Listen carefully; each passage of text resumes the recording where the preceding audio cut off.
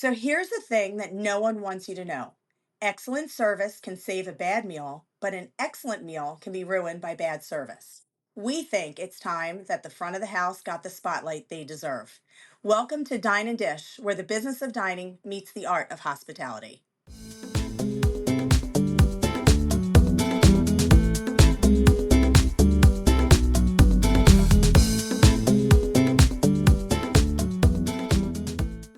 All right. Well, welcome back to another episode of Dine and Dish. And can we believe it's January 6th, 2026? A new year, new you. And this episode of Dine and Dish is going to be about steps to success and what it really takes to open a restaurant from scratch. New year, new you, new restaurant, new goals. And our guest today, Gennaro DiMeo, we're bringing him back once again, my husband, pain in the ass husband and partner, and Stephen DesLauriers, our producer, man with many hats, strategy, systems, POS, whatever we can throw at him. Welcome back, Gennaro and Steve. Hi, Glad to how be are here. you? Hello, hello. So we started off by, I guess we should say Happy New Year. I don't know if it's etiquette to say it or not. Everybody always does that skit of 6 days in or one day out. I mean, what's the etiquette now? Can we say Happy New Year? You got a little bit of a grace period after the holidays when you're seeing people for the first time after a little while. It's I'm I'm I'm telling a happy new year to everybody that I haven't seen, so I don't care if there is a grace period or not. Well, So, you don't follow the rules anyway. well, no, I do. My own rules, I yes, I was going do to say, follow them. selectively. exactly. Gennaro follows his own rules. Anyway, well, do we set any New Year's resolutions? I mean, Gennaro, have you set any goals for January and 2026 beyond? Have I set any girls? No, not yet. No Girls? No goals. No, goals. I'm taking my time. We all have the same goal: get this next restaurant open by the end of January. I know, right? And that's actually a great segue into our topic today, Steve, because, it takes such a successful steps to success to get these restaurants open, and sometimes they take longer than others. So, why don't we jump right into the show, since they always go so fast and we run out of time. But let's talk opening. Why restaurants fail, why people romanticize them. It's always like, I want to open a restaurant. Everybody you talk to always wants to be in the restaurant business, and I always look at them and I say, why? Are you a glutton for punishment? I mean, unless you love it, it's a really hard industry. And, let's talk ideas versus reality, and, why passion alone isn't just enough to keep a restaurant open. I mean, Gennaro, why don't you start it off by, just giving a few tips on what you've seen in the past and biggest mistakes new owners make before they open, and what, what the segue is into opening a restaurant. Yeah, I mean, you're right though. I mean, everybody wants to open a restaurant, in some part of their life. I guess I don't know what it is, but whatever. Stars, doctors, all kinds. They all want to be in this business. Yeah, I guess Yeah, we make it look too easy, huh? I We know. make I it look. guess. Yeah, I Like guess so. like a year ago, somebody asked me, if I've never opened a restaurant before, like what's your advice? And I said, don't. It's unless you've got a team with you or people that have done it before. You've done your research. I mean, it can be a very costly mistake if you don't know what you're getting yourself into. Right. Yeah. Yeah. Yeah, it is true. I mean, even when we sell franchises, and we interview franchisees and we sit down around the round table and we do discovery days, the first question I always ask them is, why do you want to open a restaurant? I mean, what goes into the reasoning behind opening a restaurant and truly wanting to do it Hmm. tells, like we said before, passion alone isn't going to keep it open. And, it is true. Everybody wants to open a restaurant. I guess good restaurateurs make it look easy, and it's not an easy business. Yeah. No, But passion, it just, it's not enough. You know what I mean? I mean, a chef has a passion for cooking, but it's a business. It's not just a passion. You know. Exactly. It's definitely not a passion project. I mean, even Yeah. Steve, No. Steve and I, every restaurant we do, we keep this long checklist. It's like a from day one of before you sign the lease, when you find that location, to day one after you open that restaurant and the doors are open. And we have a full, Steve, I don't know how many pieces are on that. How many pages is it? It goes out about 40 weeks, from the initial LOI on the lease, like, which you guys are going to cover in a podcast coming up, to unlocking the doors and taking that first credit card. It's a Yeah. detailed list of, even to this day, stuff gets missed because every county, every city, every project that you do, something's a little bit different. Yeah. Yeah, for sure. So, from an operating standpoint, Steve, I mean, where do you feel from initially? I mean, just in general, why? And I think the stats last year were 80 some percent of restaurants fail. I mean, which is kind of a crazy number. And they say that if you make it the first 3 years, you're pretty much golden and you can kind of hit that 5 year goal mark. But where do you think, from an operating point, most restaurants go wrong? Do you have any ideas, like just from operation standpoint? I'm not talking marketing and social media and getting people in the door, but there's so many operation fails. I'm the last person that should say this, but organization is like the bit. What did you say? You're the last person? I'm the last person that should say the most important thing is organization, but organization is really important, because if you like, the past 2 months getting ready for the store that we're opening now, all I've been doing is contacting everybody, getting accounts set up, getting everything ready for permits and health inspections, and every all the ducks in a row, because once the wall goes up in the restaurant, you have to initiate everything all at once, because you have a 30-day clock to get everything done. Mhm. Yeah, If you miss one part of it, wastewater discharge permit for the county, you require a permit to be able to put water down the drain in a restaurant, little I stuff know. like Who that. really thinks Mhm. of that, right? Yeah, I mean, they want to know, like, what kind of degreaser you use, what kind of soap you use. Exactly. It's just all this little stuff. If you lose track and you skip something, eh, you hope that it's not a costly mistake, but there are some out there that can be a very costly mistake. Yeah. Well, and that's why having a very detailed checklist is so important. I mean, we've done it for every store, every franchisee. I mean, from the time we get them involved, and we give them a very detailed checklist for that reason. I mean, things that you don't think about, trader's license. When you start getting a liquor license, you have tax stamp permits. I mean, every county and every municipality obviously has different rules and regulations and licenses and permits, but there's so many little permits and licenses you don't even realize you have to do, and some of them take longer than others, and if you don't have it, you can't open. Yeah. Sales and use Mhm. tax permits. I mean, there's so many different things that go into it, and that will go into later on this podcast when we really talk about licensing and permits and what goes into opening the restaurant. But let's jump And this really. is Michelle. I mean, it takes long and organization, and this is the easiest part, believe it or not. Because I mean, anybody can open a restaurant at one point. Maybe few months before, a few months after. But this is the stuff that at one point everybody anybody can do. The thing is, once you open that restaurant, it's what you put in. Yeah. Yeah, And yeah. the way you run it. People, they think, oh my God, it took me so long, blah, blah, blah, blah, oh, finally. Oh, really? I mean, this is not the finish line.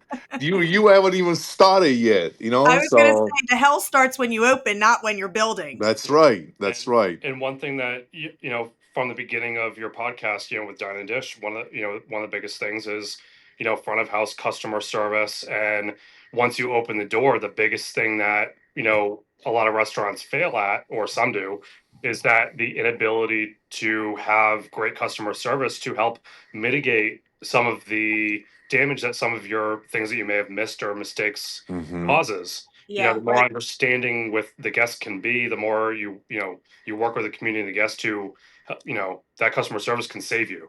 yeah, just like they say, shut the back door. You have new customers coming in the front and then they're going right out the back, whether it's bad customer service, bad food, mistakes, long waits, not having somebody at the front. I mean, there's so many different things that can go wrong after you open. Hmm. It's that Hmm. first 6 months to a year. It's vital to get the community and make sure that you don't lose anybody off the Yeah. job. Well, of course, they say first impressions are lasting. I mean, they make or break you, right? Right. Yeah. Yeah. Yeah. So let's jump into concept development and vision and market fit. So we always talk about obviously location, location, location, picking the right location. But what happens when you pick the right location and then you find the right market? How do we come up with the right concept? And then once you have the concept, do you copy what's trending? Do you be the trendsetter and come up with a new concept? And how do you understand the guests? So, Gennaro, when we find a location and we get excited, just like we're talking about in New Jersey, we're like, oh, well, Mhm. we'll figure out the concept when we find the location. But what if you're a new restaurateur and you don't know how to do that? So, I guess my question is, how do you know when a concept will actually work? How do you come up with the right concept? I mean, back when you started 30 years ago and you found a new location, how did you come up with the right concept for the space and the market? Yeah, I guess I mean the right concept. I mean, we are in Italian segment. You know what I mean? So the concept. It is what it is. So you do your research. See how many restaurants just like yours they're around. How they doing. What. That's that. I guess that's the way I did it. Well, Yeah.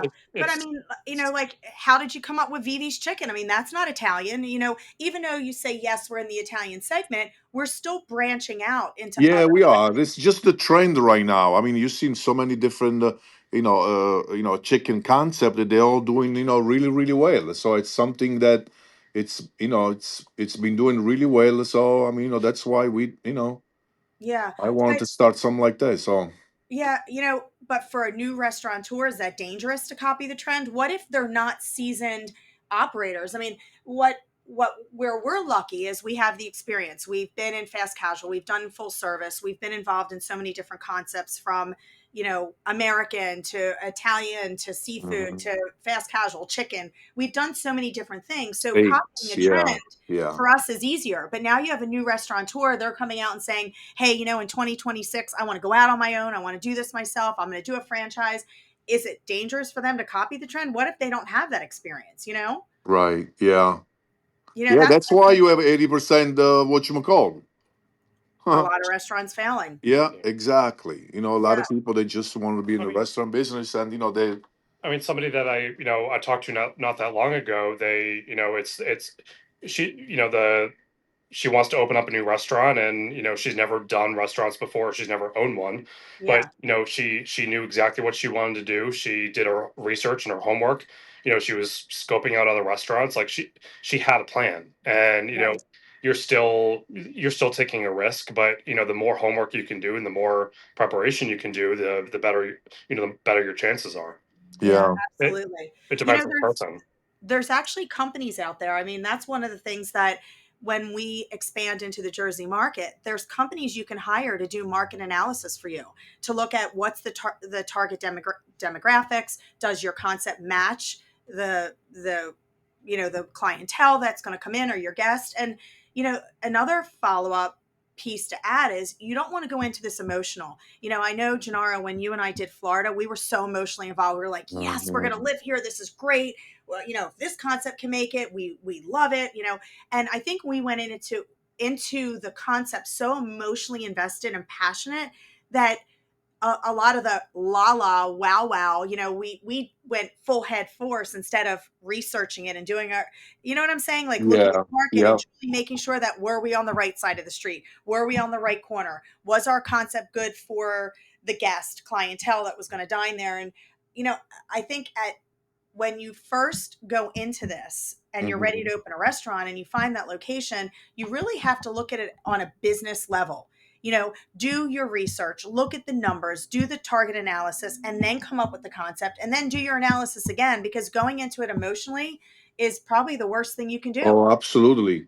I mean, you know what? I mean, even doing all your, analysis and all that, at the end of the day, you're still going to wait, until you open it and really see how, what happens. It's Yeah. not 100% that, that, it's successful and it's the right concept and it's, all the stuff that you're talking about. Yeah. Well, Yeah. now you have the location. I mean, we just did a show a couple weeks ago and we brought on Lee and we talked about location, and location is so important. I mean, you could be on the Mhm. right block or the wrong side of the street. You could be on the right block, but on the opposite side of the street, and you're opening coffee and people aren't coming for coffee, they're coming home for dinner. Right. It's Exactly. Yeah. such little details that get missed. And being a new restaurateur, people don't realize that. Is it a location myth or is it a reality? It's a reality. You have the wrong location, you're screwed. I mean, Exactly. just like, opening in a shopping center where you can't get in. You're landlocked. You have to go around and make a U-turn. I mean, it's very difficult to get in and out. People give up if That's it's, right. just like with a website, if you have to scroll and scroll and scroll, you lose them. If you have to turn and figure it out, you lose them. And so real estate and location is so important. For sure. For sure. Yeah.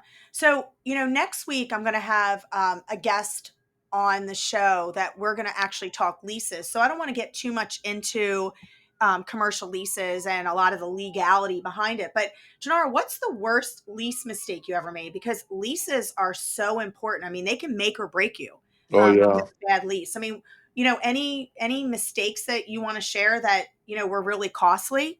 Yeah. One of the worst one that I've done, and thank God I had you that, we just start kind of, you just start working with us. There was the Woodland, what was it? Woodland Oh, Park, and right? yes, Remember? I yes. mean, there was one of the many leases that I signed, but that one was pretty bad because, I mean, it wasn't really on my part. I mean, that's the lawyer's part. I mean, he made me sign a freaking personal, Personal right? lease. Oh my Not on the God. corporation, but made me sign, a personal on the whole lease. And thank God there was what was it, like in 2008, 2009, that Mhm. everything went to, so we will be able to negotiate that. But yeah, if you were like now, forget it.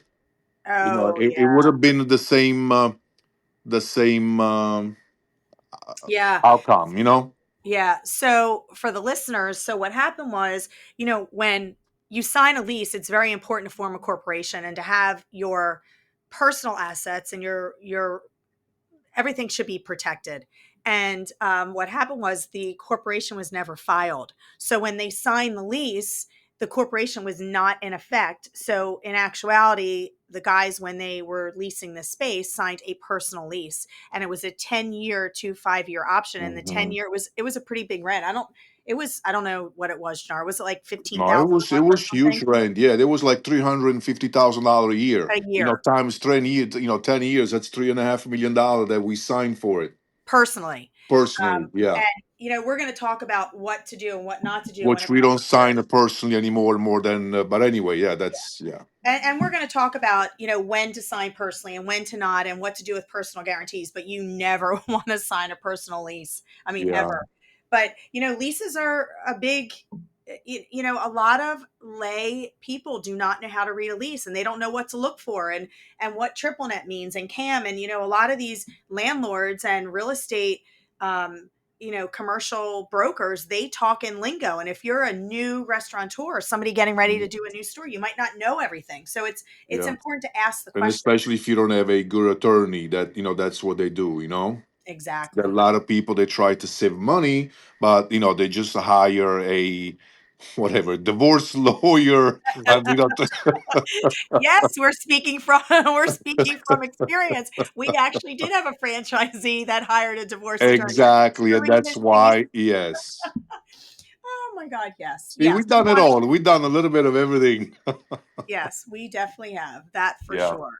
So let's jump into probably the biggest, and I say the number one area to address when you're opening a restaurant, and that is capital. Everybody says location, location, location, Yeah, but I'm going to say capital, capital, cash flow. for sure. Because if you don't have the right budget and capital and cash flow, because it's not just building the restaurant, it's also what do you have when you open the Yeah, restaurant to yeah. make sure you can invest in setting your team up for success, being able to do your payroll, being able to place your orders, being able to have marketing, so capital budgeting and cash flow is so important. And we really need to hit home on this topic because this is I think the biggest area that gets missed with new restaurateurs. Hmm.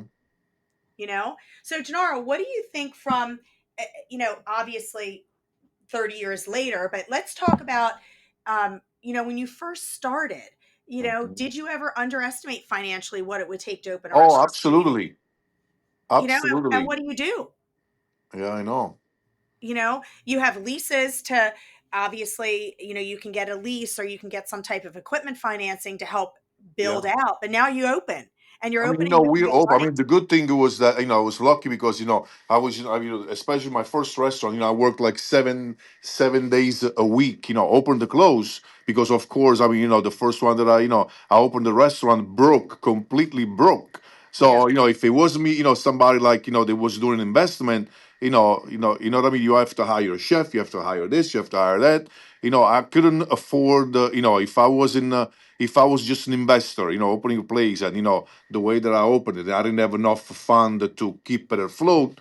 I did it all myself. You know what I mean? Me, Yeah. my brother and my partner. We worked, in the place. Otherwise, we would have never made it. So, once you build your store and you're ready to open, you have to have at least 3 to 4 to 5 months, of rent and capital for your payroll and all that stuff. Yeah. I And think the rule of thumb is for fast casual, definitely 3 months. yeah, For full service, I think you need more than that. I would say yeah, six you to do. 8 months because you have larger rents, you have larger payrolls. You're ordering. I mean, especially wine. I'll never forget when we opened Tuscan Oh Prime. my God, yeah, To fill that wine room was a of hundred course. thousand dollars. You Easy, know, easy. so Yeah. you can't open with no wine. You can't say, "Oh, well, we don't have that. We're out of this. We're out of that." I mean, that doesn't set No, your no, first week for success. You know what I mean? So it's so important to plan ahead and understand financially what you're going to need to keep your business going. for Um, sure. And then you never know because the first, it's I mean, we opened many restaurants. Some of them, as soon as we open the door, busy as hell. Line out the door, and mhm, then some of them, they takes more time to get your guest, on the door. You know what I mean? So yeah. So, what expenses do you think really surprise owners the most? I mean, when you do a build out, there's certain items that come in and wow you. You're like, wow, that was expensive. I mean, what are the biggest expenses that surprise most restaurateurs when they open? in the construction, Yeah. the biggest thing is your changes on whatever your plans that you have, Oh, and we're that's good at what. those, aren't we, Gennaro? Oh, Change and orders. no, that's what I'm saying. You know what I mean? Change this, change that, and of course, construction or whatever. They love it. You know, Oh because yeah, it's they all ding you. change, change, You get a change, change change, and order and then a yeah, percent more. But it is true. I mean, the biggest changes surprise. order. They're the worst. Yeah. Because of course, I mean, when you have a budget. I mean, your construction company, they give you whatever. They check the plans, they do everything, and they give you an estimate. And that estimate, what I mean, if whatever it is, and then you make all your changes, and then it changes completely. Yeah. It can end up like being 20-25% more. You say, what the heck? Yeah, you did all the changes. And of course, on the changes, they always, that's where they get you the most. I Yeah. mean, we have many fights, on changes. Remember? I mean, You mean with Tuscan Prime where I was like, "No, I don't yeah, like that. Fix it, fix it." yeah. Well, and that's hard because And when then we you're were complaining on the end of the whatever, every solve, you gotta, you know, write a check for it, and you see, so much different. But you did this, and they love to do that. So, yeah. you Well, know, you know what? It's very hard when you're building a restaurant and you have designs because you have designs, but an architect has plans. And sometimes the yeah, designs don't fit 100% into the plan. yeah, Or you love the design, but architecturally it doesn't always work. So, yeah. and vice versa. So you will have some change orders, but you See want to that? be able Yeah, to that's a vet. great. Yeah, that's a great. What you call, because I mean, eh, unless you have a, let's say Squisito. We right now we know Squisito or Vivis. We know exactly what we want, so there is no changes. You know what I mean? It takes a while to do that. Because you know exactly what what you envision and what you need.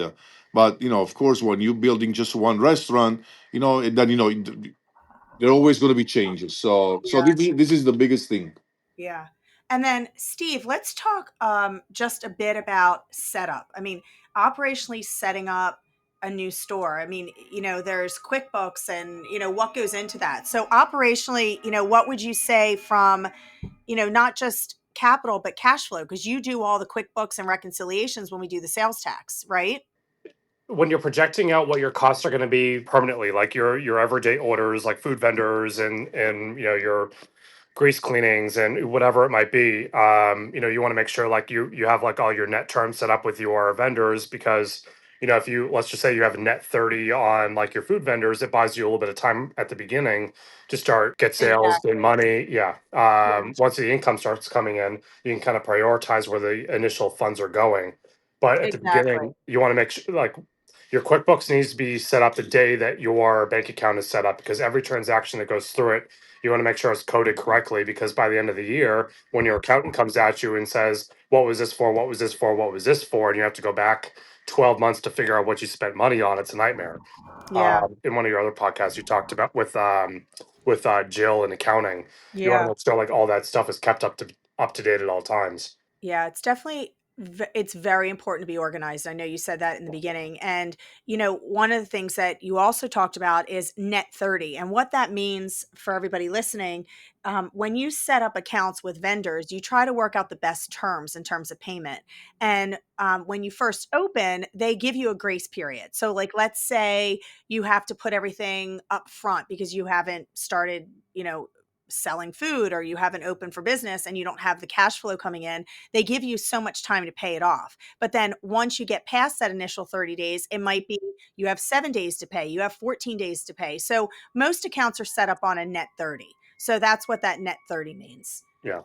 And it gives you a little bit of time to narrow down like all of your percentages because once you start opening and you see how much money you have coming in, then you can start calculating out your payroll percentages and your food cost percentages and where like your BG or not BG in particular, but your energy and your gas, like figure out where all your buckets are and make Exactly. sure you have enough money to go in all those buckets to make sure everything's covered. And if not, then you've got 30 days or a short period of time to figure out how to make that work before you start having to put more money in, Yeah.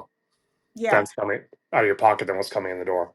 Well, you did mention something important. You're going to know your hard costs. I mean, obviously, your startup costs, your operating costs, your light, your BG&E, your gas, whatever it might be, your electric, all of that are hard costs. So you know what they are. So that's easy to forecast. There's only two things that you really have to um, put in estimates, and that's your Mhm. food and your payroll, because you don't know what those are going to be. So you just say, okay, I want to be at 28% payroll, and you kind of throw in a number there, and you want to be at 28% food cost, you throw in a number there, and you're just kind of forecasting those numbers. But when you're opening, you can do a budget because you know what your rent is, you know all your operating costs, and you want those costs to run you under 10%. So this way you can bring in that 30% profit or 25% profit.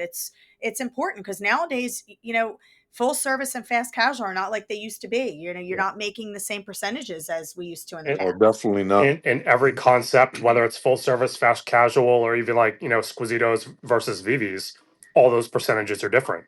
Yeah. And one of the ones that we have coming up is going to be carry out only. So, in an environment where it's all to go containers, your paper cost is going to be higher than, a Squisito might be. So Yeah. every concept, every location, all those Yeah, it percentages, changes a they little bit change. between, yeah. Yeah. So that kind of leads right into build out and vendors and timeline reality.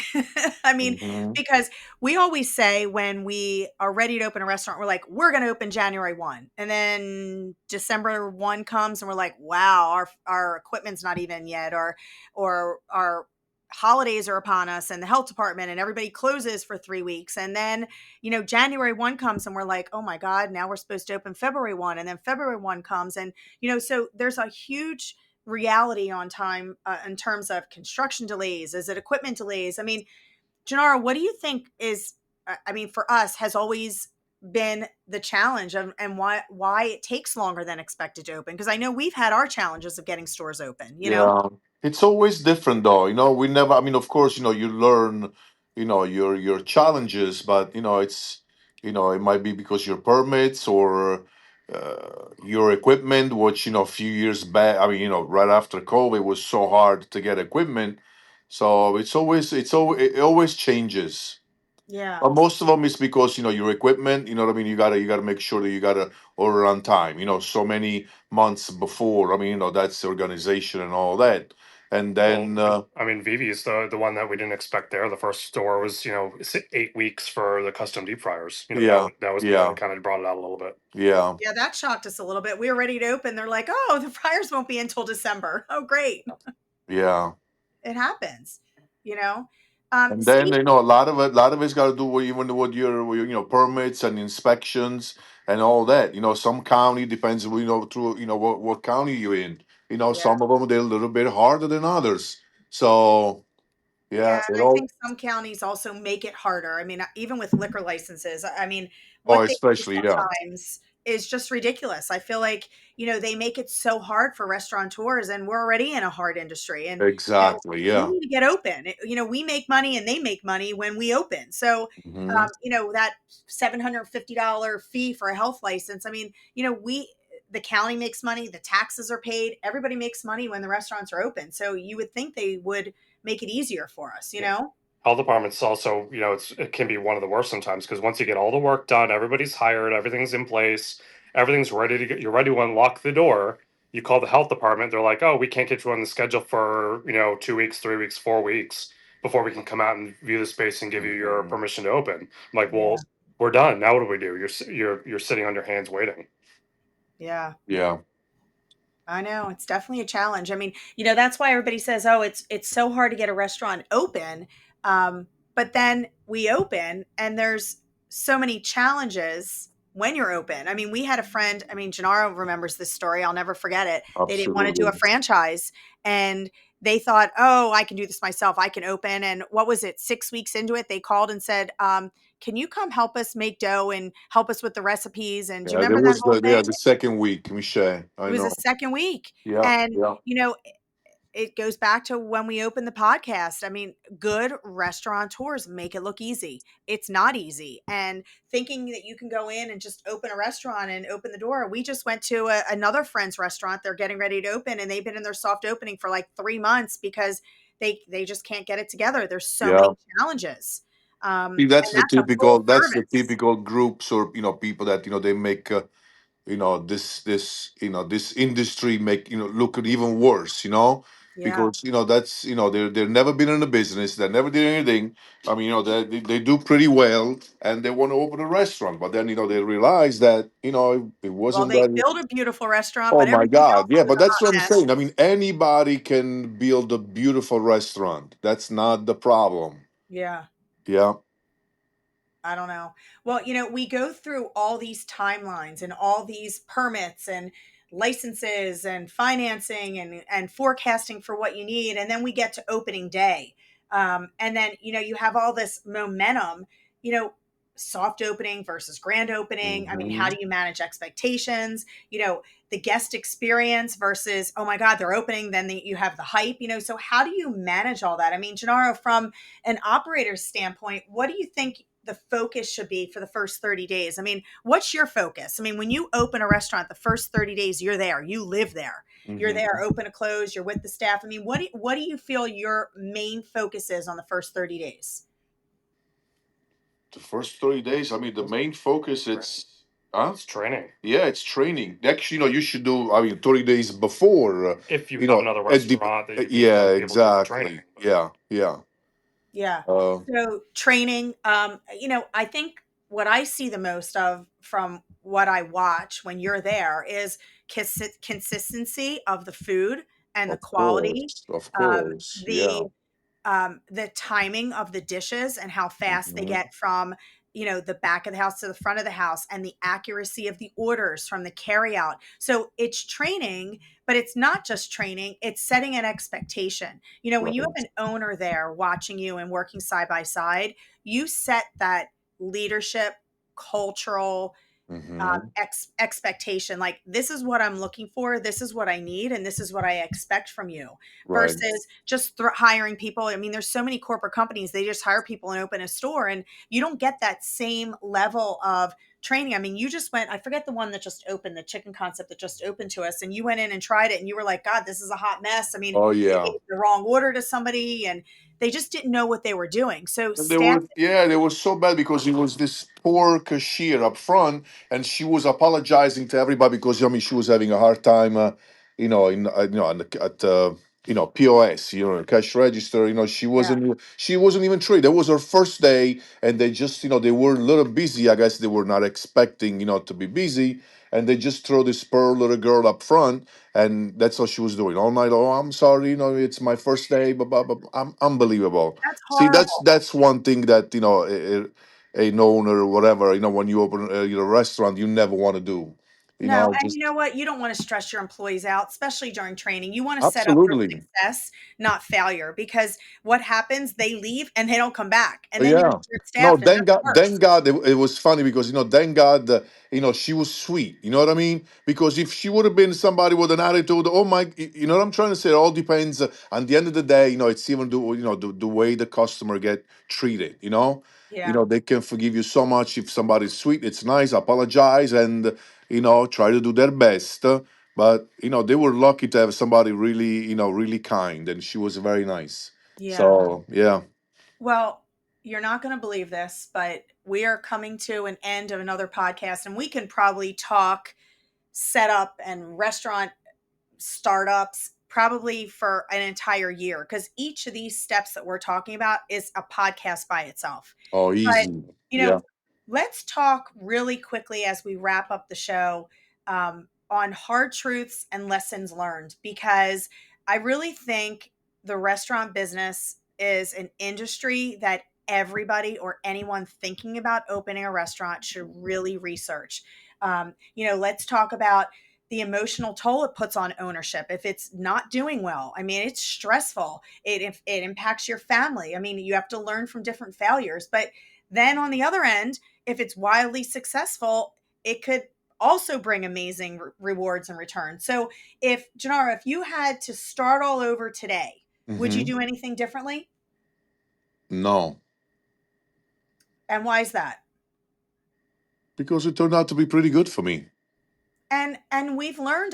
Well, I Yeah, want I to mean, say, we've I learned, hope. of course. I mean, there is always to learn. Let me say, Yeah. can you get better? Absolutely, But the thing is, for I mean, that's what. Okay, first of all, because it's not. I just to put myself in.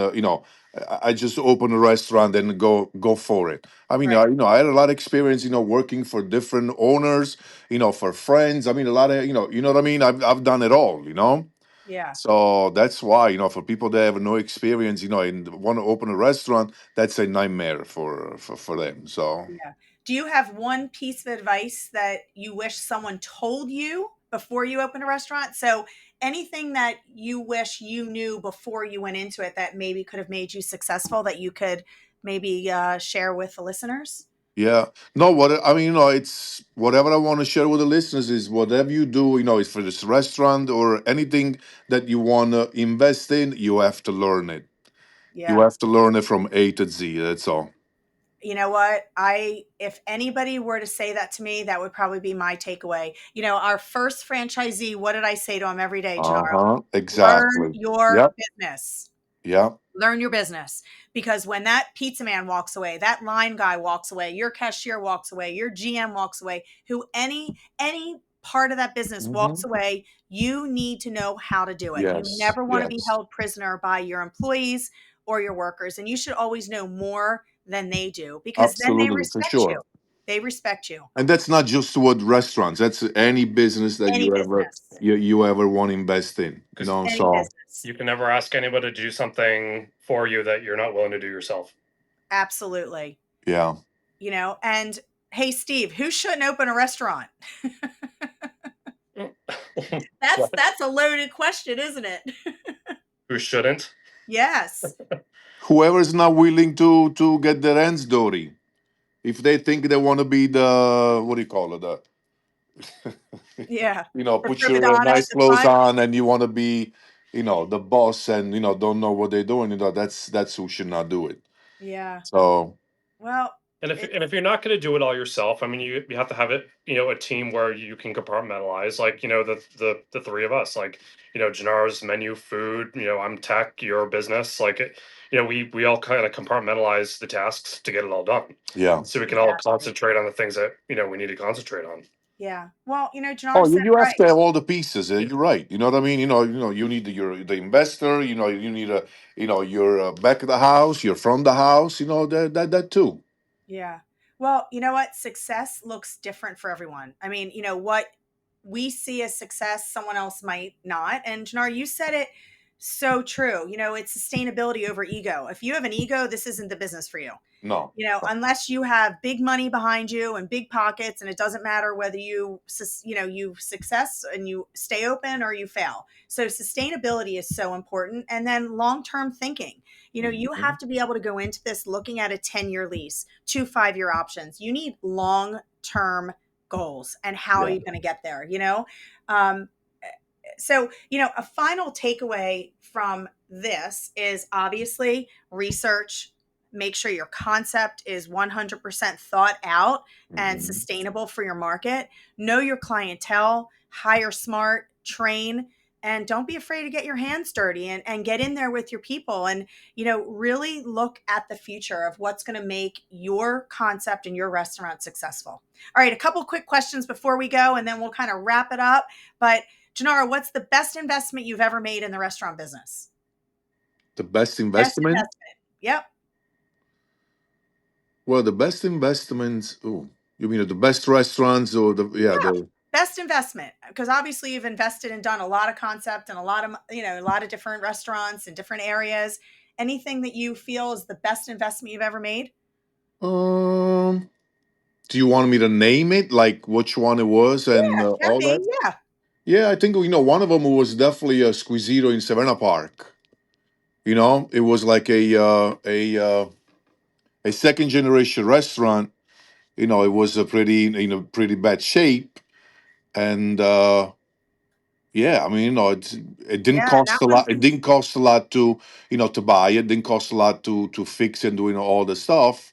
The rent or whatever. Great rent, a great area, and it's been pretty successful for so actually, many you years. even said to me the other night, everyone said you're crazy to buy that restaurant That's and you're right. That's crazy. And right. it turned Yeah, out to be your best investment for the entire group. exactly. Definitely It one was. of them. We did a lot of different ones, but Yeah. yeah, Yeah. Hey, Steve, one restaurant myth you want to kill that you think is a bunch of BS and not true.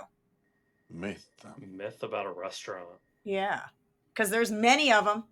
You get holidays off when you work in a restaurant. Actually, that's a good one. Yes.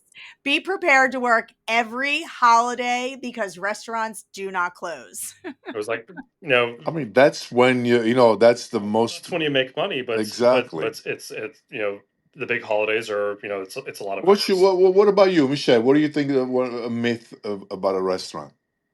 You know, I really think that everybody out there wants to open a restaurant and, they think it's easy. They think it's glamorous. Yeah. And it's not. It's none of the above. And it's not easy. It's not glamorous. I mean, I'll be the first to tell you, when we opened Tuscan Prime, I was at that door. I was on the floor. Mhm. I was there open to close. And everybody said, wow, you look amazing. This is amazing. Blah, blah, blah. I never worked harder in my life. Mhm. I always had a smile on my face. I made it look easy, but it was hard. And I Yeah. mean, And look at other, you always had a good backup, though, Michelle.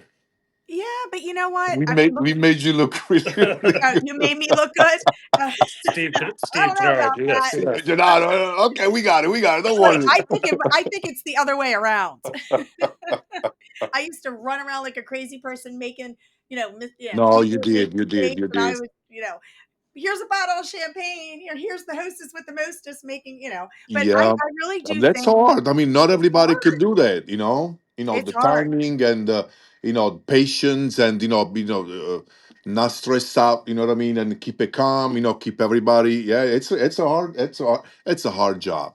All Yeah. right. So my myth that I want to kill is it is not glamorous. So glamour, not. Hey, as much you put in, the more glamorous Yeah. Yeah. you are. What you You put know. in is what you get out. You put in Yeah, nothing, what you you get. get You want to be nothing. glamorous, but you have to. You know what I mean. You have to work really hard, and like you said earlier. You know what I mean. It can pay off really well. It can give you anything you want, but you have to. You have to work hard. That's all. Yeah. Yeah.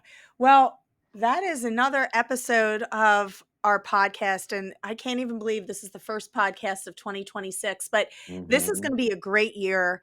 I'm going to have such amazing guests, and we're going to take each week and we're going to talk about success. And I'm going to bring in experts to talk and help. And for everybody listening, next week, we're going to bring on a commercial lease expert. He's an attorney that helps review commercial leases, and we're going to talk about what to look for, what not to look for. And then, we're going to bring in, a GC contractor to talk about pitfalls when you're building a restaurant. So we're going to talk about so many amazing topics. So please make sure you stay tuned week after week.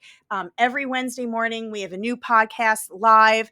DMs are open. I'm always looking for suggestions and questions and happy to answer any questions. You can also DM me through Instagram. You can do it through our website, restaurantdiva.com. But we are always ready for new topics and look forward to week after week of our podcast success in 2026. And Gennaro and Steve, thank you so much for being on the show again with me. And Absolutely. Thank you. and what's your goal this year, Gennaro? How many new restaurants? What do you think? Again, the goal. No, no, no. How many new restaurants? Come on. Let's set a goal for new restaurants for 26. How How many you want to many? do? Yeah. We got to do at least 3, 4 of them, Michelle. Okay. Yeah. Steve, you heard that? Come on, let's get busy. All right, Steve, print out that checklist. We're going to need 3 or 4 of them. I'll get ready. All right. Well, everybody, that's another episode. And to all a good night. Thank you. Talk to you Good soon. night. All Bye, right. Bye. everybody.